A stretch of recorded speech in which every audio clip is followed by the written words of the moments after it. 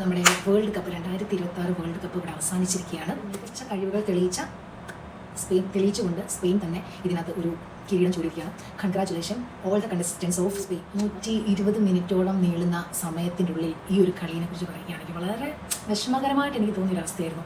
Argentina കുഴപ്പമില്ല, അത്യാവശ്യം നന്നായിട്ട് പിടിച്ചു നിന്നു. പക്ഷേ അവരുടെ ഒരു നല്ലൊരു പ്ലേ അവിടെ കളിക്കാൻ കഴിഞ്ഞില്ലെന്ന് ഞാൻ വിശ്വസിക്കുന്നു.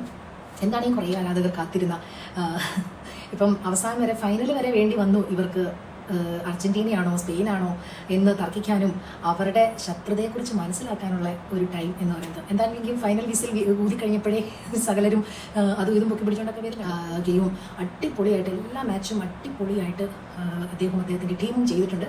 അതിൽ പൂർണ്ണമായിട്ടുള്ള സന്തോഷമുണ്ട്. യാതൊരു വിഷമവും എനിക്കില്ല. പേഴ്സണലി പറയാം, നല്ലപോലെ കളിക്കുന്ന ആൾക്കാർക്ക് കപ്പടിക്കണം, അതായിരുന്നു നമ്മുടെ ഒരു ഇതെന്ന് പറയുന്നത്. അതെല്ലാവരും അങ്ങനെ തന്നെയാണ്. 105-106 മിനിറ്റ് വന്നു അവർക്ക് ഒരു